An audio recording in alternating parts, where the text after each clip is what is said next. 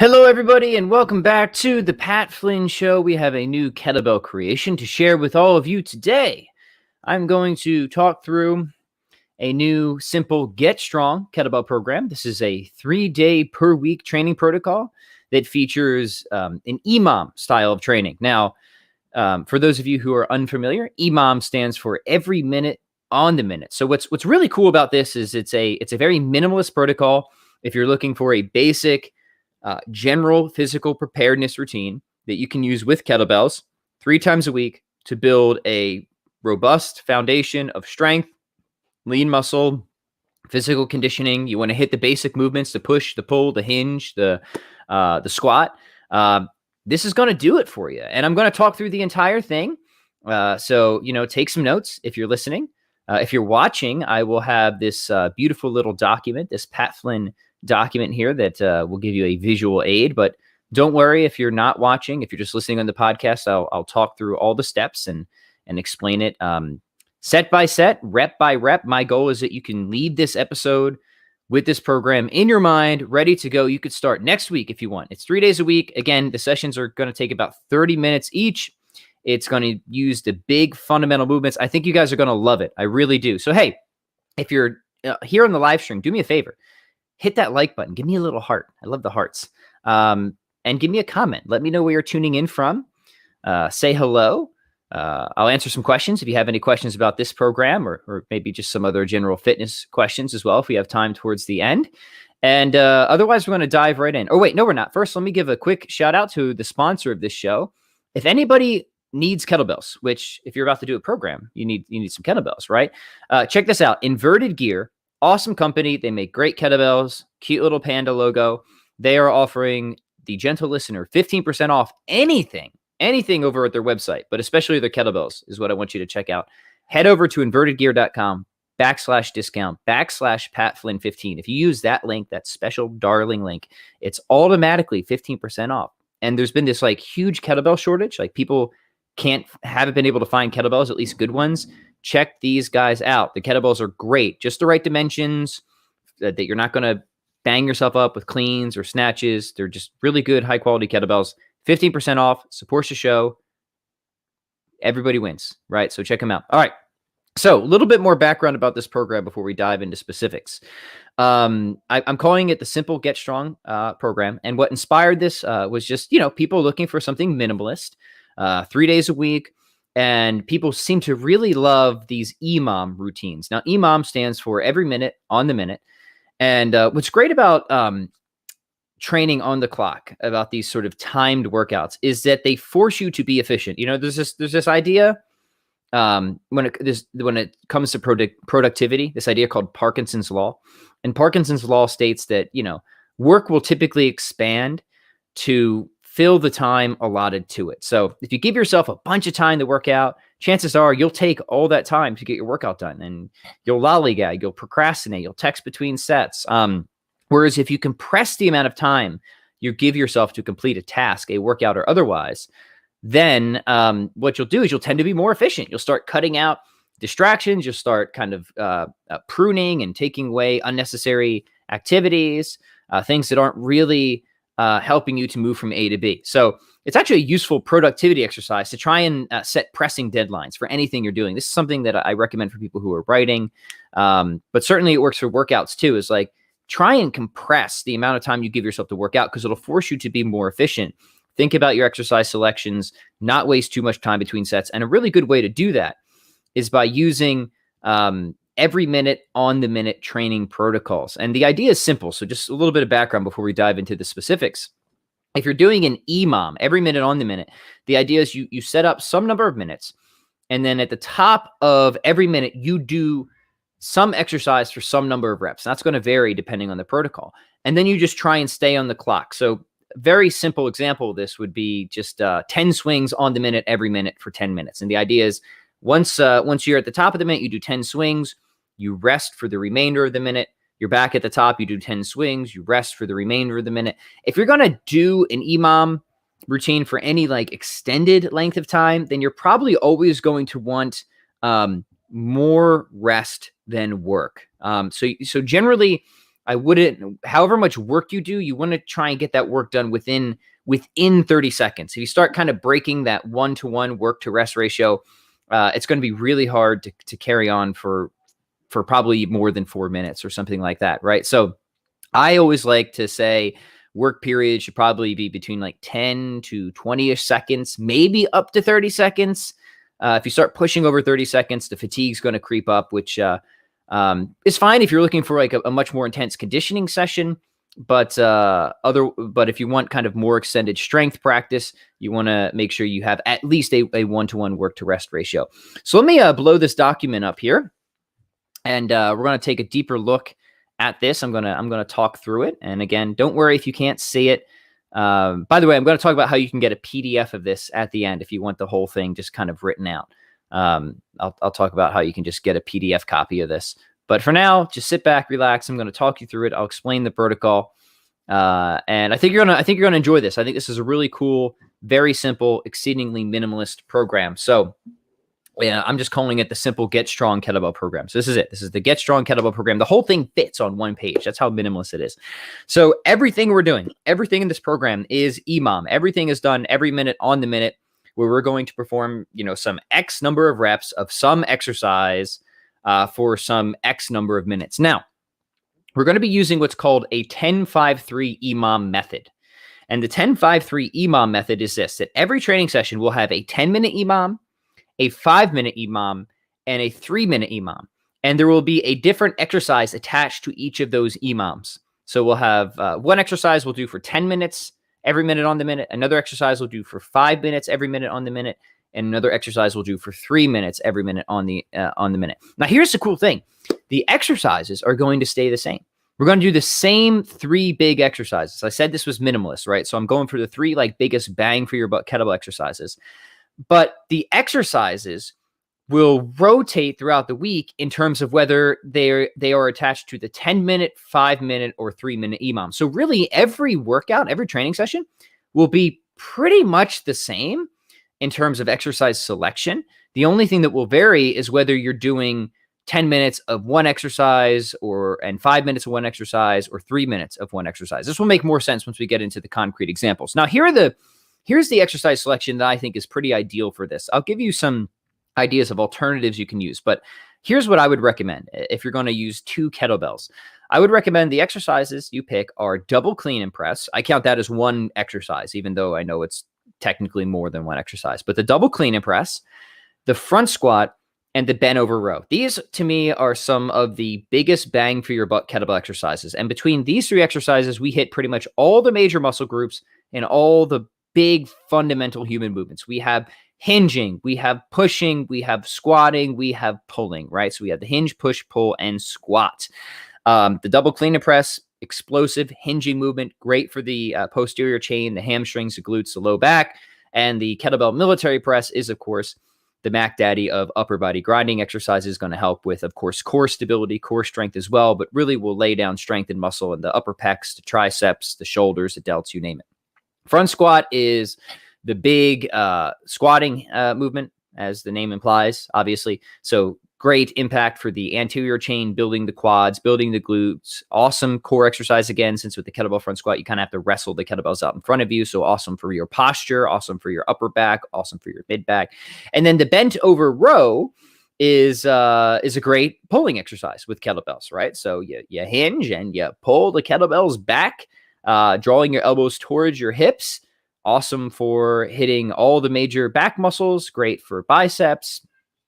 Just a phenomenal pulling exercise that I think is very worthwhile. Now, this is kind of what I consider the ideal setup, but you could, of course, modify this. I think one thing you could swap in here is if you wanted to put in pull-ups or chin-ups instead of bent over row, that would be totally cool. So if you want to practice your pull-ups or chin-ups, and you can certainly do that, I think that would be a good swap for the bent over row if you have a pull-up bar.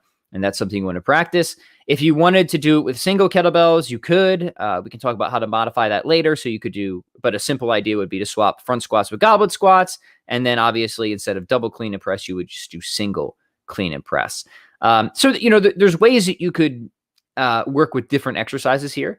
Kettlebells or body weight or barbell. I think this framework is flexible enough that you could have success with it. in many different ways. But this is what we're sticking with for, say, the rudimentary or fundamental Get Strong kettlebell program: double clean and press, front squat, and bent over row. So hopefully that's clear. If you have any questions, again, I'll try and tend to those as we move along.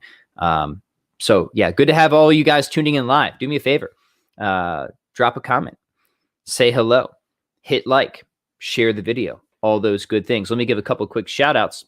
Positive Dennis says, it's time to exercise while listening. Cheers, my friend.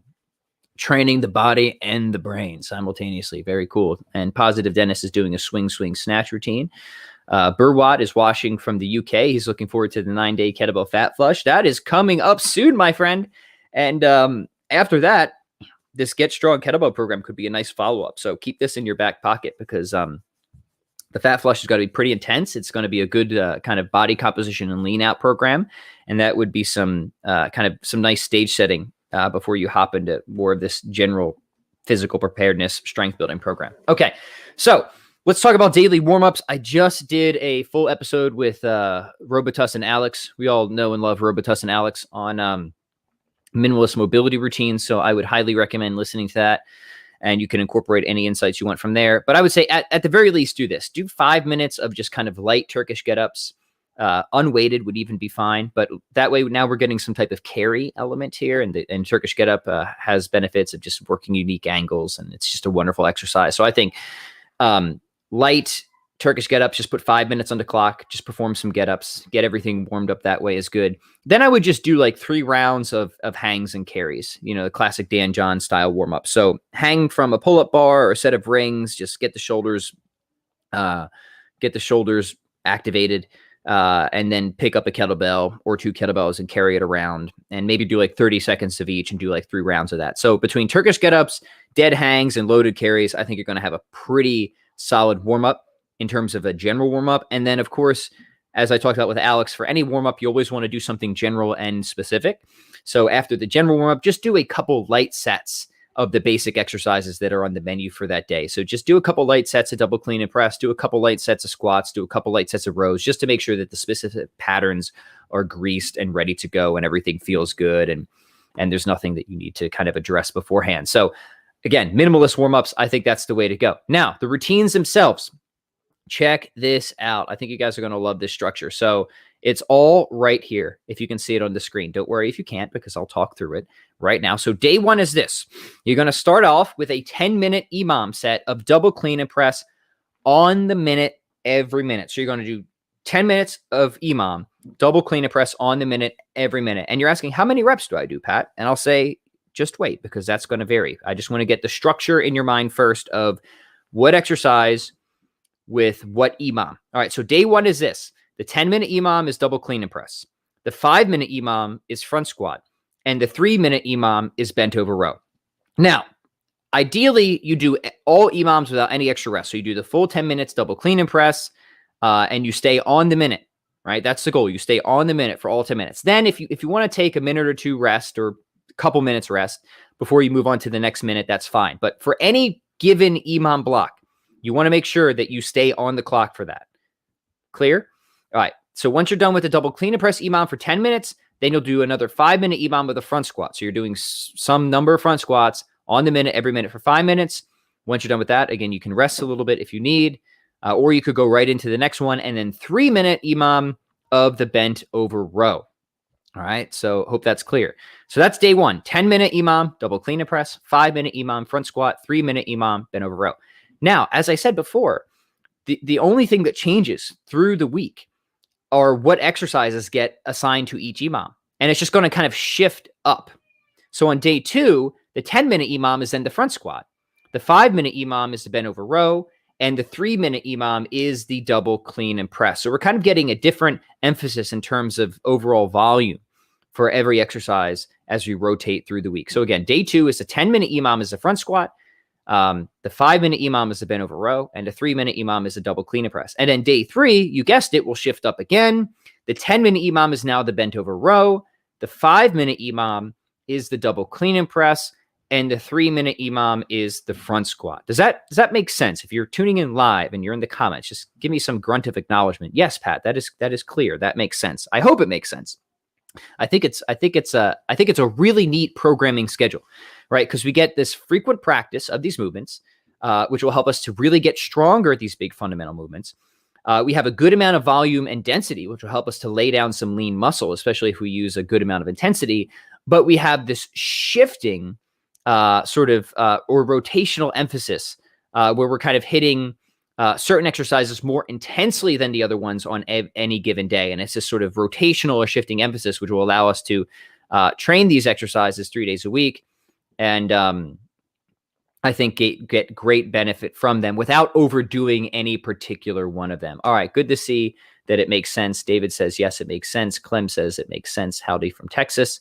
Well, howdy to you down there in Texas. I'm on the top part of the country here in Wisconsin. But right now it is, of course, looking pretty beautiful in Wisconsin. After this podcast is done, I'm going to go for my brisk walk outside. It's at least in the 70s. It's sunny, so we're pretty happy with the weather in Wisconsin here, which is not always the case. Okay, so that's the general structure. Now you're going to wonder, okay, how many reps do I actually do for each of the EMOMs? And here is where it's going to vary from week to week. So this entire protocol is a 6-week program. It's a 6-week program. And this is where it all comes together, my friends. So pay attention to this. This is important. You want to get these details down. At week 1, we're going to start off with 4 reps of all the exercises. So that means for day 1 of week 1, for the 10-minute EMOM of double clean and press, you're going to do 4 reps on the minute, every minute for 10 minutes. Then for the 5-minute EMOM of the front squat, you're going to do 4 reps on the minute, every minute for 5 minutes. And then for the 3-minute EMOM for the bent over row, you're going to do 4 reps on the minute, every minute for 3 minutes. So week 1, everything is 4 reps, right? And we're just going to kind of nudge our way up every week. And then week 2 is everything is 5 reps. So everything else is the same, right? The structure's the same. All we're doing on week 2 is we're just adding a rep to all the EMOM sets. So week 1 is 4 reps. Week 2 is 5 reps. Week 3 is 6 reps. And then week 4 drops back down. We're going to go back to 4 reps. And then week 5 is we're going to skip 5. We're going to go from 4 to 6. So from week 4 to week 5, week 4 is 4 reps again. So we drop back down to 4 reps. Week 6, we're going back up to 6 reps. However, this is important. This is sort of a deload. On week 6, you're going to cut all the volume in half. All the volume in half on week 6. So what does that mean? It means you just half the time of every set, and you'll round down on the odd numbers. So for a 10-minute EMOM, you'll only do a 5-minute EMOM on week 6. And instead of a 5-minute EMOM, you'll do a 2-minute EMOM. And instead of a 3-minute EMOM, you'll do, yes, a 1-minute EMOM. That means you'll do 1 set. That's it. And you might be thinking, well, that doesn't sound like a lot. And the answer is it's not a lot. This is a deload week. So instead of taking off completely, we're just significantly reducing the volume. So it should feel relatively easy. It should feel like you could do more, but don't do more, because that's the purpose of having this sort of strategic deload. So week 6 is, yes, it's 6 reps, but you're kind of halving all the volume and rounding down on the odd sets. And then week 6, we're back up to 5 reps every minute on the minute. And there you go. And then you're done. That's the full 6-week protocol. So again, week 4 is 4 reps. Week 2 is 5 reps. Week 6 is 6 reps. Week 4 is back to 4 reps. Week 5 is 6 reps, but at half volume for everything. Week 6 is 5 reps again. And then you can restart the protocol with a heavier weight. So if you want to do it again, then I would recommend trying to go up a kettlebell size. Maybe if you started the first time you went through, you used 220 kilograms, maybe try and go through with like 222 kilograms or 224 kilograms after you get through the first 6-week cycle. And as for what weight do I recommend starting out for this, I'm going to give ranges because it's going to depend on your experience level and your current ability and your size and your age and all that. But I would say generally for most men, if you're working with 220 to 28 kilogram kettlebells, you're going to get a lot of benefit out of this. And for most women, anywhere between 8 to 16 kilogram.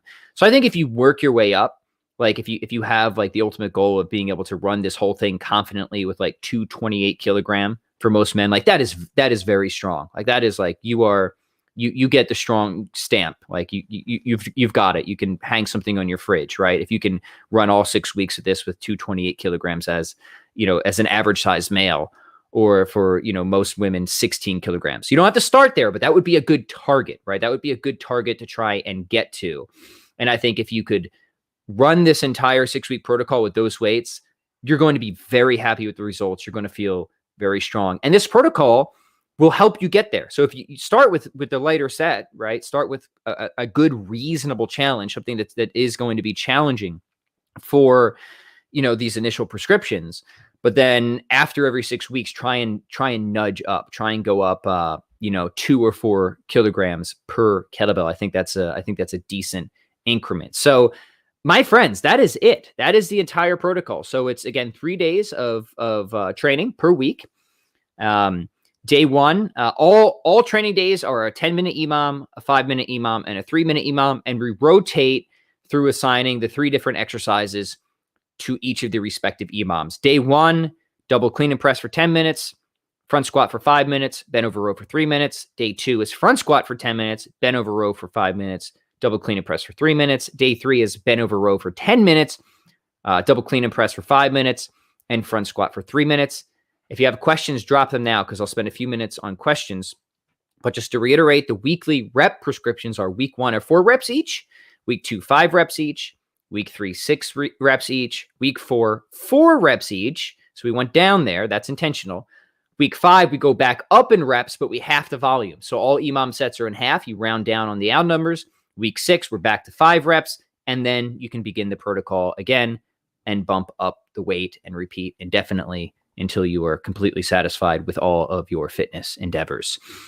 What should you do on top of this? Well, you should do the daily warm-up. You should go for a brisk walk. You should get outside and get some vitamin D. You should eat a good amount of protein. You should eat some colorful vegetables. You should get to bed on time. You should try to minimize stress. You should get off of social media as much, except for when you're watching my podcast. Maybe you pick up some recreational sports. This is a program that has a lot of room, that it can supplement a lot of other stuff you're doing. It's going to build, again, a very strong baseline of general physical preparedness. What could you realistically expect from this? You can expect more strength overall in the big movements. You can expect more lean muscle. You can definitely expect conditioning, right? The cool thing about the EMOM sets is that because they are dense, right? Because you're working on the clock, like you're going to get a big conditioning benefit from this. Like your heart rate is going to get jacked, especially when it comes to the double clean and press and front squat. So it's going to have a huge kind of conditioning, quote, side benefit. Even though it's mostly strength and muscle focused, you're going to get a big metabolic kick from this. So it will burn a bunch of calories in very little time. So again, it's generalist, right? It's kind of like covering all your bases. We're working, again, the major muscle groups, the fundamental movement patterns. So this is I think a minimalist concoction here. This is going to do you a lot of good. Doesn't require a lot of equipment. Certainly doesn't take a lot of time, but you're going to get a lot of bang from your buck from this routine. So if you dig it, did you dig this? Did you like this? If so, please like, please comment, please share. Give me your feedback and let me know if you're going to do this, because I'd love, when I put this stuff out there, I love to hear from all of you of who's actually going to give this a shot. And then I love even more when you follow up and let me know how it went for you. That would be sweet. So let's take a few questions here. Now would be the time to ask any questions you have about this. And then I'll talk about how you can get a PDF copy of this if you want it written down. Excuse me. Okay. Johannes says, watching from Germany and the instructions are clear. Well, thank you, good sir. Good to have you tuning in. User Nanovice says, I like the extra practice while varying the volume on each technique. Yeah, thank you. I think that's a pretty neat strategy. And that's exactly, you're right to use the word practice, because that's what we're doing. We're practicing these big fundamental movements. We know that if we want to get stronger, we need consistency. We need practice. So it's good just to have kind of like specialized variety, or same but different. And that's what we're doing here, because we're switching or varying the volume as you identified for each of the techniques. So we can still get frequent practice, but have a sort of shifting emphasis throughout the week to help avoid overtraining or overuse or anything like that. So I think I think this is pretty neat. And I appreciate you picking up on that. Okay. Cindy says, this great. This is how I alternate swings, goblet squats, and clean and press. But she does it in a 20-15-5 fashion. That's a cool rep range as well, Cindy. Cindy says she also varies the amount of rest for the EMOM in a progressive manner over the weeks, so density builds. Hey, that's cool. I like that structure. So a lot of ways that you can kind of build different programs with EMOM routines. If you haven't noticed, I'm a big fan of EMOM routines because they can really help you focus. They can help you get a lot of work done in little time. They always have a nice conditioning benefit, even though they're great for building strength and muscle. So I think they're just a phenomenal training tool. So thanks for the comment, Cindy. David says progressive overload. Is this the aim? Yeah. But we don't need to be like super aggressive with that. I would say start with a weight that is going to be a reasonable challenge. Like it should be difficult for whatever the 10-minute EMOM is. Like you should really struggle to finish those last 2 sets. So I know this isn't like a hard prescription, use this weight, but I would say this, like you need to finish those last 2 sets. So if you can't finish the last 2 sets, you've gone too heavy. But those last 2 sets need to be a fight is how I would put it. Like it should be a real grind. And you should really feel like you're happy that there isn't anything after that 10 minutes. So just use that as a kind of qualitative measuring stick of where to begin in terms of intensity for this protocol. Again, I think it ranges between like 2x20 to 28 kilogram for most men, or 8 to 16 kilogram for most women, working up to or shooting for the target of being able to do this entire thing with 2x28 kilogram. Again, for most men, exceptions for various ages, sizes, ability levels, would be like a good point of arrival. Like once you get there, like that's solid. That's really strong. So yes. Peter says, can you do 10-5-3 twice? You could, but you don't need to. I wouldn't, honestly. I would start with it as it is. Don't add anything else extra. Trust the protocol, trust the process. I think you'll be very happy with the results without needing to do any more at first, right? Just because you can do more doesn't mean that you necessarily should or need to do more. Andy says, Pat, if you don't have double kettlebells, could this program be adapted? Yeah, certainly. You can, a couple ways you could adapt it. So let's start with the pulling instead of bent over row. One easy adaptation is you just do the single variations, but then like double the time as needed. So this would extend the length of it, but you could just do, for the clean and press, you could go single arm clean and press, but then do 20 minutes, and you could go 1 set right, next minute, 1 set left. So it'll be longer if you do that. But that's one way of doing it. Goblet squat, you could swap. Front squat, that's an easy swap. Bent over row, you can do, again, single arm row and double the time, or you can do pull-ups, chin-ups, or body weight row. That would be a fine alternative there. If you don't want to double the time or extend the time, instead of clean and press with a single kettlebell, you can do some other push. Like this would work fine with push-up variations, dips, that sort of thing.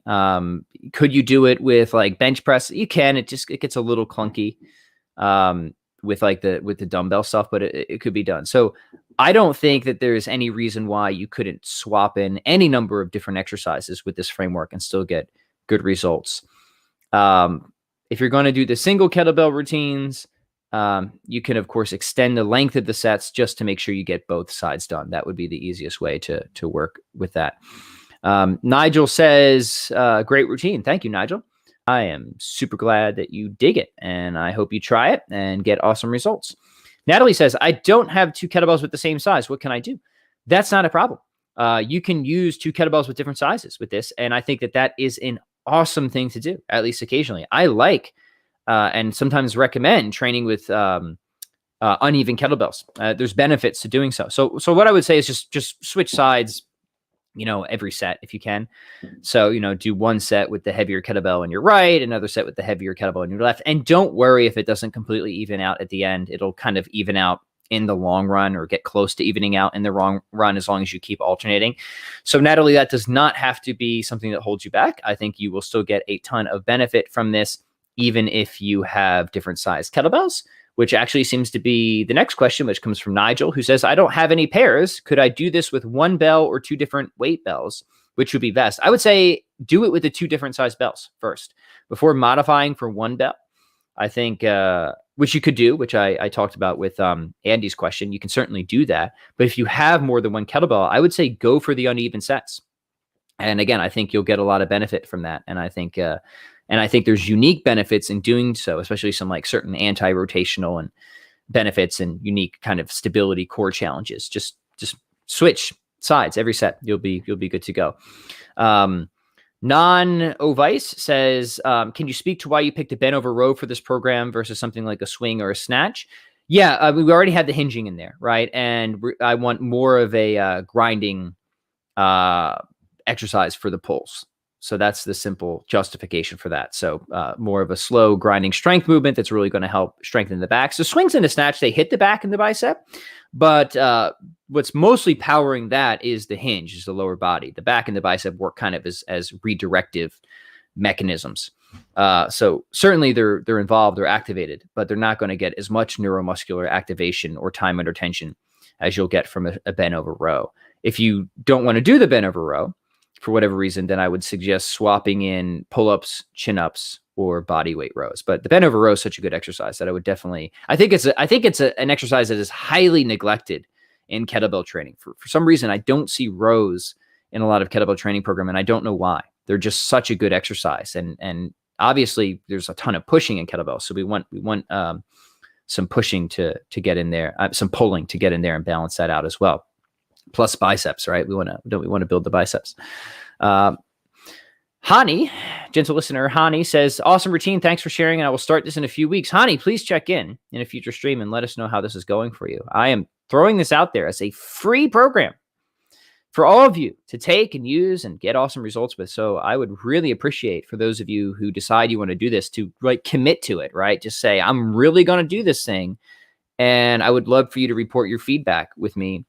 And if you do that, like if you seriously follow this for 6 weeks and you email me and you give me your feedback, not only will I give you a shout out, but maybe I'll give you a signed book or something, or a t-shirt or something cool. So a little extra incentive there. Clem says, would you change anything with the reps if you replace rows by pull-ups? That's going to depend on your skill for pull-ups. So if you're already fairly decent at pull-ups, then no. If you can't like do a pull-up yet, then I wouldn't have pull-ups in here. I would just stick with the rows. Right. So, in fact, I would maybe only put pull-ups in here if you can already do 5.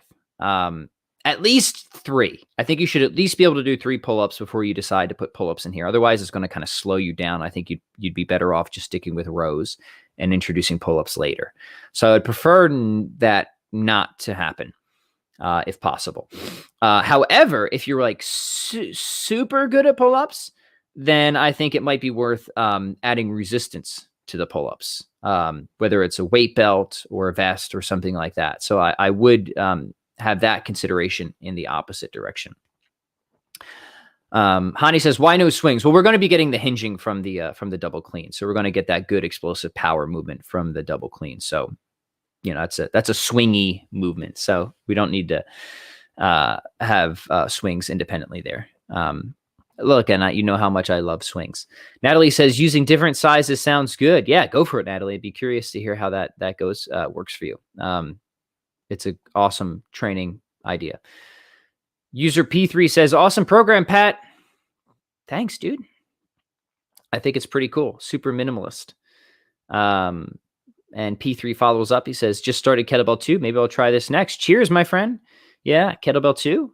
Then we've got Kettlebell 3. And now we've got the Get Strong. I like to give people options, different strokes for different folks. A lot of good ways to build a generally strong and lean physique. So I am here to provide resources, and I hope you guys take advantage of them and that they serve you. Nanavi says, cool, thanks. I like the idea of bent over rows, and I agree that they are neglected. Indeed. Yeah, by the way, if you're doing bent over rows with kettlebells, there's a couple different ways you can do it. If you're using 2 kettlebells, you can do it between your legs. But depending on people's body structure, sometimes you might want to take a narrower stance and do it outside of your legs. Both are fine to me. Experiment with that. Just see what feels better, see what feels stronger. Different people like it either ways.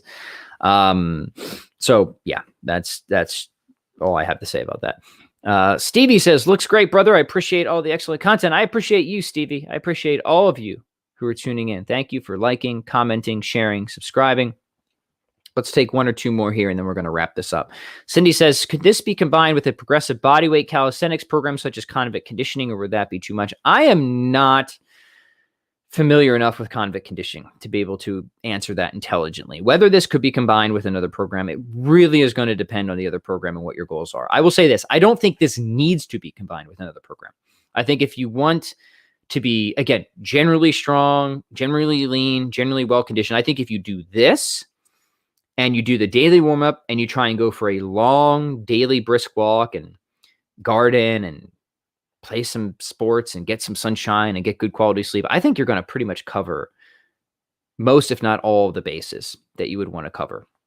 Does that mean that you want to do this for the rest of your life and never mix anything up? No, not necessarily. But I think, again, you wouldn't have to add to this if you don't have like some other specific goal that you really want to get done. Like, maybe Cindy, maybe you want to get better at like handstand push-ups, in which case, could you add some handstand push-up practice or something to this program? Yeah, I think you could, especially since this is only 3 days a week. I would just make sure that there's a day between any of these training days and the handstand push-up day.